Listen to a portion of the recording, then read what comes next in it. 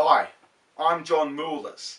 You might remember me from my YouTube videos where I talk about my time at Phillip College in Canberra, and also more recently my naked cowboy style videos where I sing classic hits from music history. Today I'd like to be serious with you about the subject of bullying. Now, bullying, which is in the news at the moment, usually concerns schoolyard bullying. But there's another form of bullying that happens after you leave school in the workplace bullying. Now, as adults, we're really supposed to be able to cope with this. We're adults, we're in the workplace, and that sort of thing should be water off a duck's back. That's what most people think. But the cumulative effect of workplace bullying is probably more significant than schoolyard bullying. I was a victim of workplace bullying during my time in the Australian Public Service in the 1970s, the 80s and 90s. It was ongoing. I attempted suicide a few times. It was just horrendous. Even today, all these years later, I find it very difficult to talk about it. It's only been in the last few years that I've been able to talk about it, because I've just tried to cast it out of my mind as much as I could.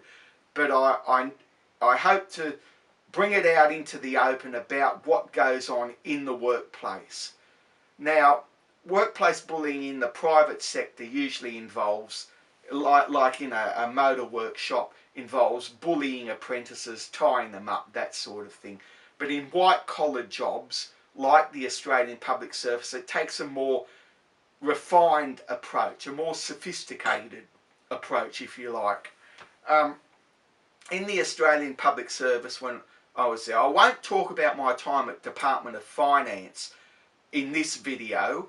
Probably in a future video I will. I'll talk specifically about my time at the Department of Defence. Now, I started there in June 1990 and I left exactly 12 months later in June 1991. Now, things went wrong even before I started work there during the security vetting interview. They asked a question, have you ever been to a psychiatrist? And I said yes, not thinking anything of it. I thought, you know, this was the 1990s. I mean, we no longer locked people up in lunatic asylums. We didn't have the Lunacy Act anymore. This was supposedly the Age of Enlightenment.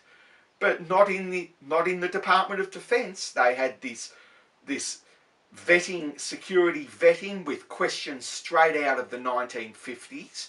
They hadn't changed it over the years. And I was constantly being harassed about this business about the psychiatrist. I was booked in for psychiatric assessments, and I missed the appointments simply because within a week of me starting up, this campaign of bullying and harassment had started, which involved putting in complaints about me to the bosses, you know, hiding behind the bosses' skirts, putting in these really petty, trivial complaints. I mean, one of them was from a couple of the young females there. One of them was that I had looked at her, I had given her a dirty look, or I had spoken to her with a derogatory tone in my voice. Those were two of the complaints that went in about me. And there were two thick files, 2 inches thick, with just complaints against me during the 1 year I was there. Every couple of days there was another complaint, another bit of stupid nonsense went in, and each one of these complaints was fully investigated, written up in triplicate, put on everybody's files, interviews were conducted. It turned into a federal case, and I couldn't believe it. I remember about 7 months in, when I was hauled before the boss of registry. I worked in registry, which was the mail room and the courier area.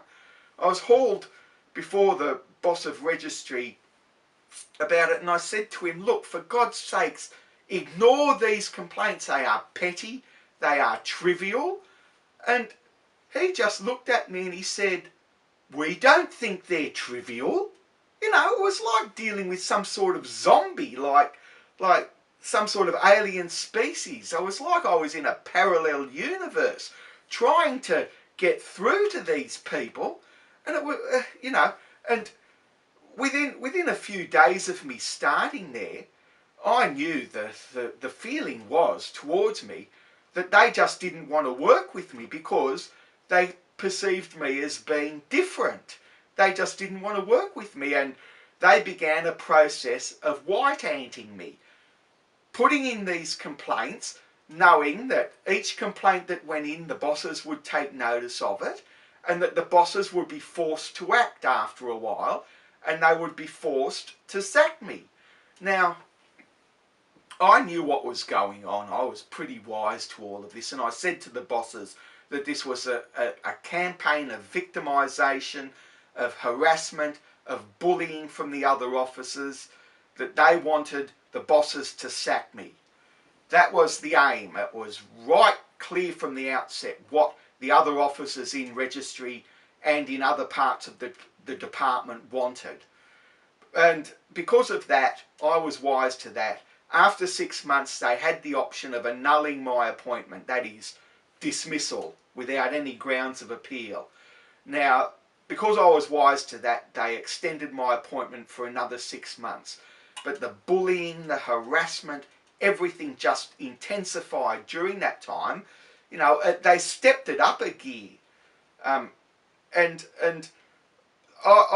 there was just this feeling of disillusionment, of depression, deep depression, and I finally attempted suicide during that period.